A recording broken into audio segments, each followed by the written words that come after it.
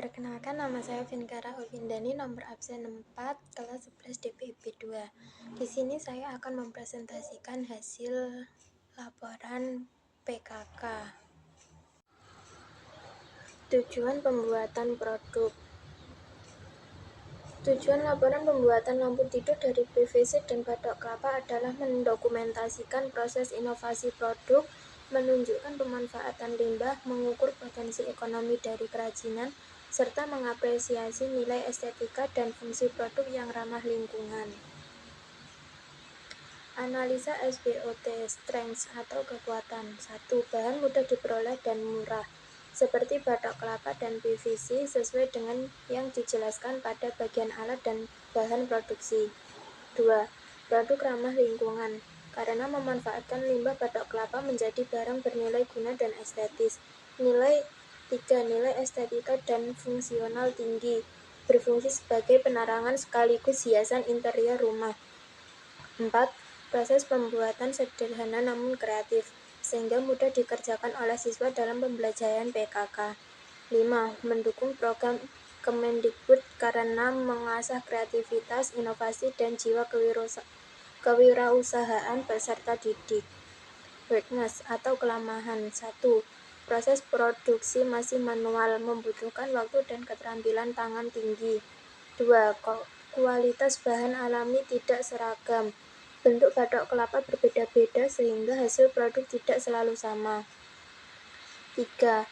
Belum memiliki variasi desain yang banyak, seperti disebutkan dalam saran perlunya pengembangan desain agar lebih menarik. 4. Finishing dan ketahanan produk perlu ditingkatkan karena bahan alami seperti batok kelapa mudah retak bila tidak diolah dengan baik. Opportunities atau peluang. 1. Tren produk kreatif dan ramah lingkungan meningkat, sehingga produk dari bahan alami seperti batok kelapa memiliki potensi pasar yang baik. 2. Potensi pasar luas di bidang dekorasi interior, baik untuk rumah, kafe, maupun hadiah. 3. Dapat dikembangkan menjadi produk wirausaha siswa, sesuai dengan tujuan mata pelajaran PKK untuk menumbuhkan jiwa kewirausahaan. 4. Pemasaran mudah dilakukan melalui media sosial dan marketplace, seperti yang disarankan dalam bagian strategi pemasaran makalah. Threats atau ancaman. 1. Persaingan dengan produk sejenis, baik buatan industri maupun pengrajin lokal lainnya. 2. Perubahan selera dan tren konsumen, desain harus terus diperbarui agar tetap diminati. 3. Keterbatasan sumber daya dan waktu produksi siswa, sehingga sulit memenuhi permintaan pasar besar. 4. Kemungkinan kerusakan saat pengiriman karena produk terbuat dari bahan yang cukup rapuh bila tidak dikemas dengan baik. Langkah kerja dan dokumentasi membuat produk. Langkah-langkah. 1. Ukur paralon 25 cm, kemudian gaji paralon sesuai ukuran yang sudah ditentukan. Setelah PVC dipotong, lubangi PVC menggunakan paku yang sudah dilubangi, lalu rapikan menggunakan pisau atau amplas supaya hasilnya lebih rapi. Bisa dilubangi menggunakan bor. 3. Pilok paralon dan PVC. 3. Pilok paralon dan batok kelapa. 4. Sambungkan kabel ke colokan dan fittingan lampu. 5. Bor batok kelapa sesuai ukuran. 6. Ukur fittingan lampu menggunakan ballpoint. 7. Lem PVC ke batok kelapa. Untuk video dokumentasi bisa dilihat di YouTube. Penentuan harga dan margin produk. Penentuan harga jual produk kemasan, modal biaya produk ditambah modal bahan kemasan. Modal bahan produk 75.500 ditambah Rp23 sama dengan Rp98.500. Penentuan laba atau keuntungan produk. Total biaya kali persentase. Total biaya 98.500 dikali 40% sama dengan 39.500. Penentuan harga jual produk. Harga jual sama dengan total biaya ditambah laba.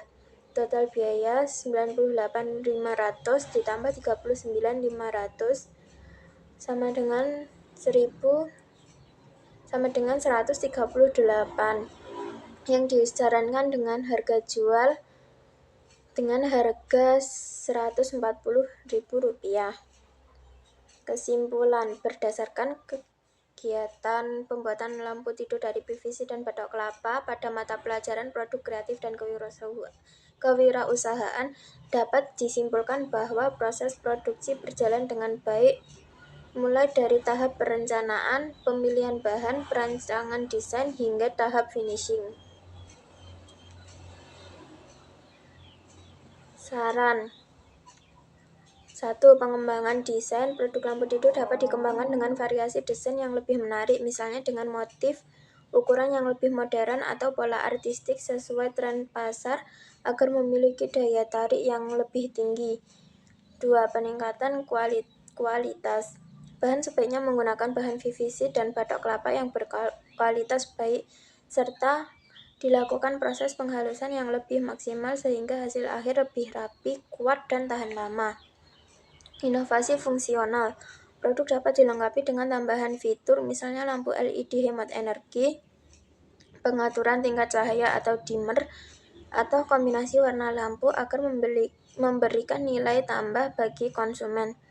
Pengemasan produk. Perlu adanya kemasan produk yang lebih menarik, misalnya berbentuk gift box atau kotak dengan desain estetis, sehingga produk terlihat lebih eksklusif dan cocok dijadikan hadiah. 5. Strategi pemasaran. Promosi dapat dilakukan melalui media sosial, marketplace, atau pameran sekolah agar produk lebih dikenal dan memiliki peluang pasar yang luas. 6.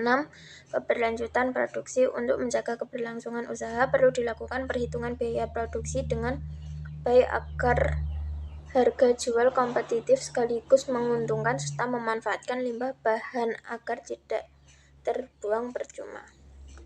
Sekian presentasi dari saya, kurang lebihnya mohon maaf. Wassalamualaikum warahmatullahi wabarakatuh.